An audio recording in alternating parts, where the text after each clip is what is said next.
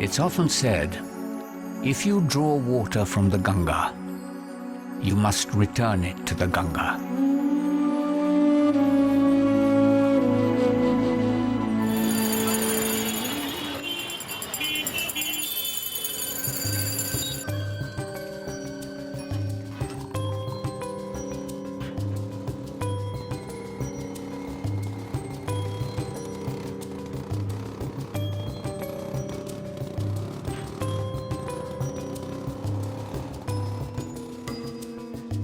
In these unforgiving lanes of Goria Toli, life's lessons are learned early. To compete successfully, you must risk what little you possess, playing to win against all odds.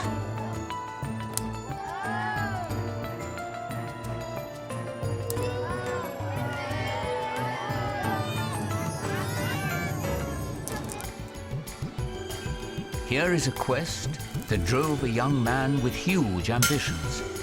From the humble markets and bustling bazaars of India's heartland to the clamour of the London Metal Exchange and the big board of New York's stock market.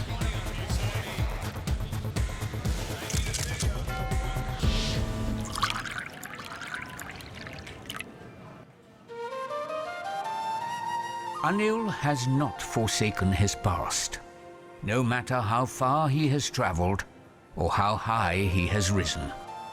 He belongs to India. India's dreams are his own. Hi, I'm Chetan Bhagat and welcome to the special edition of Leap of Faith for Times Now. I'm here today with a very special friend and guest, one of India's icons at a truly Indian landmark. I'm here with Mr. Anil Agarwal from Vedanta Group PLC, somebody a self-made man more than anything, who's come from Bihar and created one of the biggest natural resource companies in the world. I want to talk to you about life. Sure. I want to talk to you about your roots. You've mentioned in other places that your parents had a big role in your life. About your father, actually, I've heard he was quite an inspiration for you. I would not have been here where I am today if I didn't get support and a guidance of my father. We come from a very modest family. I grew up in Bihar. My father used to give her 400 rupees, and in that we have 4 children. She used to look after us well. She used to give us so much of love. I never felt that we have short of anything. My father always has eye on me and felt that I can do better. So he always given me right advice. Never let me down and keep pushing me to do things better. Here at the Miller School in Patna, Anil studied until the age of 14. After passing his exams, the only words he knew in English were yes and no. I didn't have much mind in the study. When I was 14, I was class 10, I started working with my father. We were naughty boys of our areas. Then my father, whatever mistake I'll make, he will forgive that and encourage me. Anil draws strength from his roots, with an uncanny ability to take risks when it matters the most.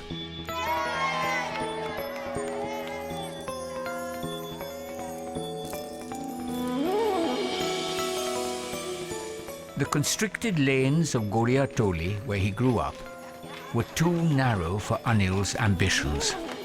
He knew that if he was going to take his business to another level, he must leave Patna and move to Bombay.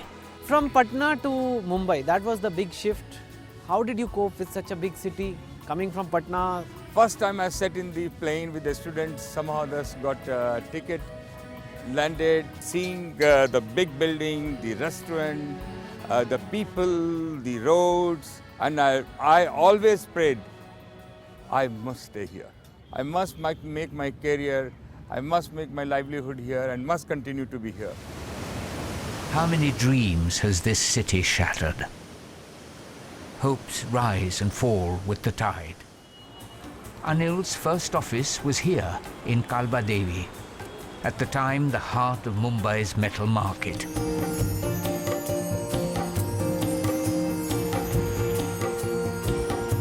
The commercial ethos that Anil inherited rests firmly upon shared values and personal equations.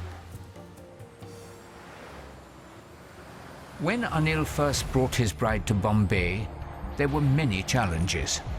But the biggest challenge were the unions.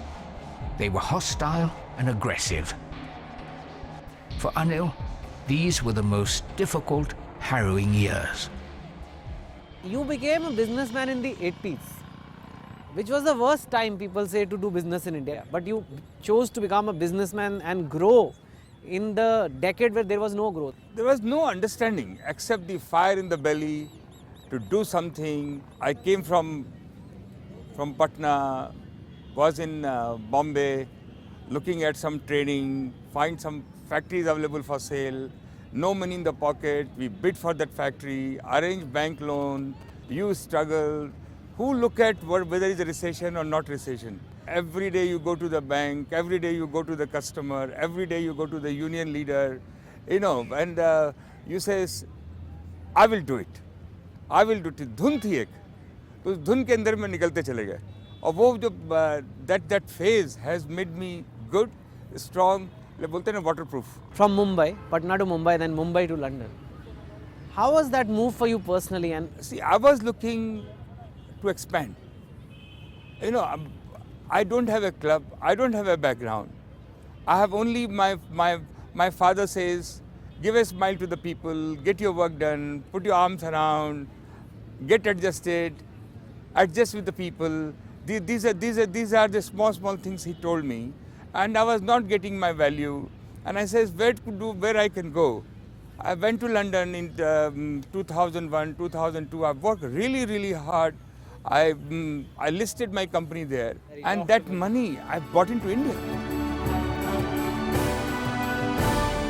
Every asset that he has acquired, either established himself on the ground or acquired by way of purchase from public sector or from a private company, he's added great value. I found him an amazingly interesting, charming, witty, fascinating man with tremendous aspiration and inspiration and a great ability to look into the future. Anil's vision is to produce 50% of India's total oil production, contributing to the nation's energy security while drawing wealth from the arid soil of Rajasthan.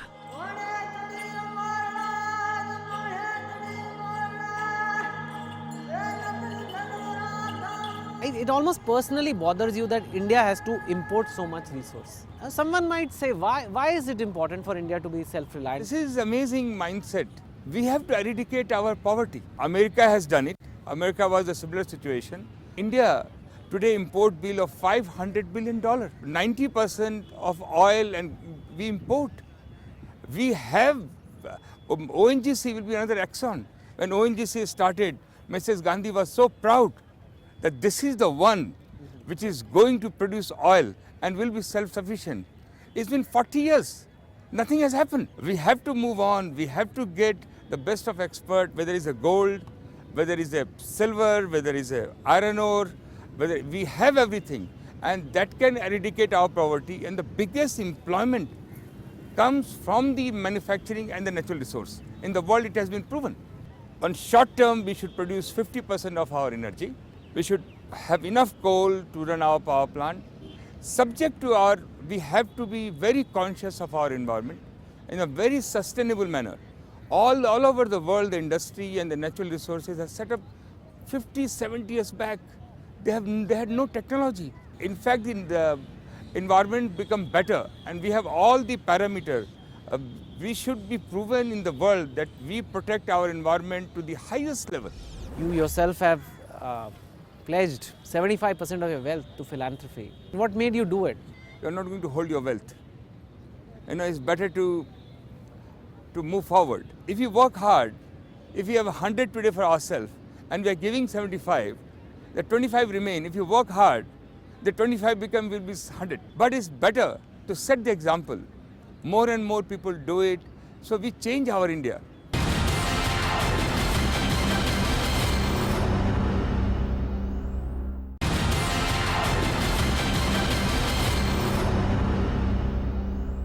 नियतं कुरु कर्म त्वं कर्म जायो ह्य कर्मणः शरीरयात्रा. Every morning in London, rain or shine, he walks to the Krishna temple near Soho Square. कर्मणोऽन्यत्र लोकोऽयं कर्म. As the Bhagavad Gita says, it is your duty to fulfill the work for which you have been chosen, and to complete this work without any expectation of rewards, shedding all greed, lust, egoism, and anger.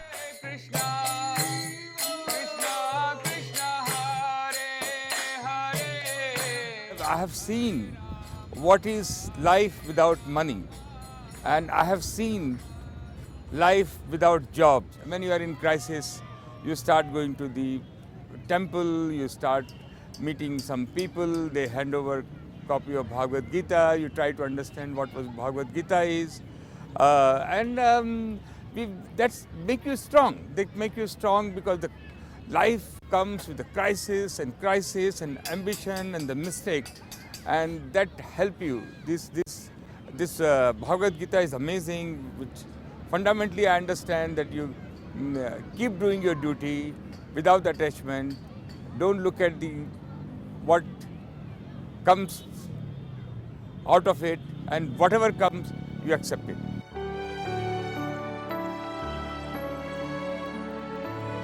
I remember it was always like this. When we got married, we moved into a 400 square foot small apartment in Bombay. The fact is that we were happy then, as we are happy now, because of the bonding which Anil has maintained within the family. From childhood, my father has had a very soft corner for me.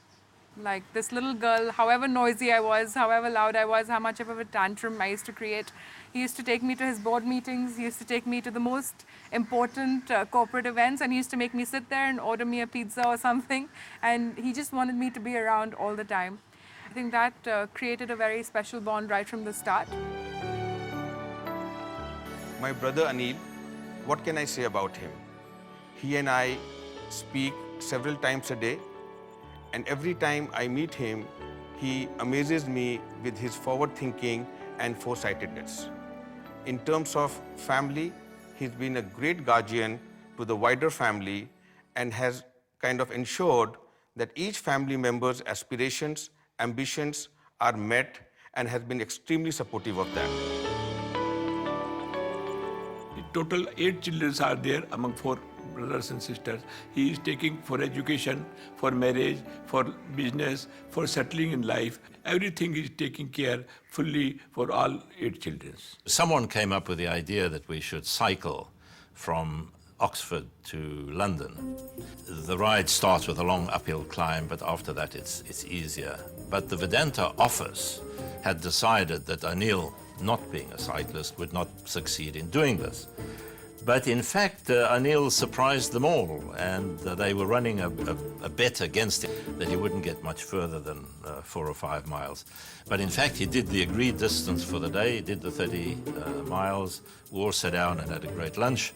And I think the whole Vedanta office back in London thought, well, not only is he a good businessman, but he's also a good sportsman. Vedanta's success as a corporation fuels its philanthropic goals. You have once said that I'm not meant for fame. As a mind, I'm very simple. I don't want to be name and fame, so my movement is restricted. I still want to go to movie, I still want to eat on the roadside, I still want to eat in dhaba. I want to be a common man. I'm not meant for the heavy head. I can tell you the enjoyment to develop your skill, to work on it, what comes out of it, I think when people looking around it, I think that's not me. The Dalai Lama told me, I wanted to have some peace, do meditation. He says, instead of meditation, why don't you take some advice from me? And he says, look after your health, look after your family without attachment, because they come with their own karma. Develop the skill. He says, I want to be the best monk. How surprise.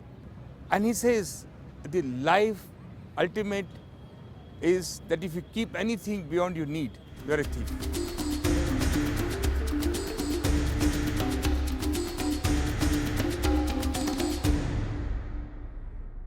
Wherever Vedanta has gone, whether it be in Africa or India, Anil has made it his mission to help improve people's lives, especially those of women and children.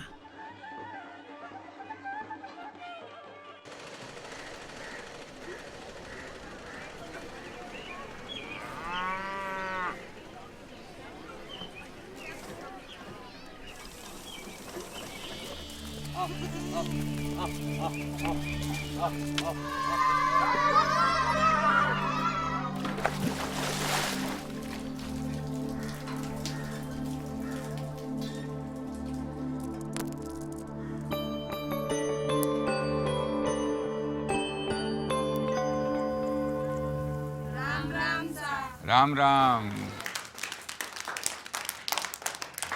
क्या है ये?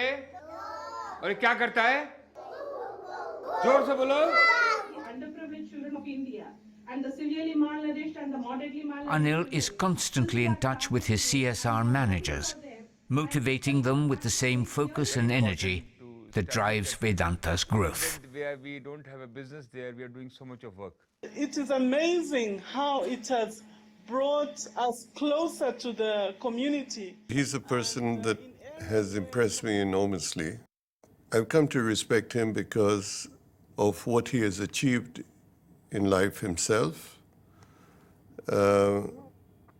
and his sensitivity in wanting to share his prosperity with the people from and the area from which he had his initial roots. You don't find many people today that have that kind of sensitivity, and you don't find that many people who don't crow that much about what they're doing. He does it in a very quiet way. Anil's dream is to lift his country out of poverty, cynicism, and inertia. You yourself have pledged 75% of your wealth to philanthropy. What made you do it? You're not going to hold your wealth. It's better to move forward. If you work hard, if we have 100 today for ourselves and we are giving 75, the 25 remain. If you work hard, the 25 will be 100. But it's better to set the example. More and more people do it. So we change our India. We change the community to eradicate poverty. The children who's suffering, the women who are suffering, to think better. It's better to use our money. For Anil, economic prosperity signifies nothing unless it contributes to the greater good. I grew up by the side of Ganges, and I have seen you take water from the Ganges and give back to the Ganges. Our fortunes are like the ceaseless current of a river, yielding to the bountiful providence of the sea. As the American philosopher and poet Ralph Waldo Emerson once wrote, "The only true gift is a portion of thyself."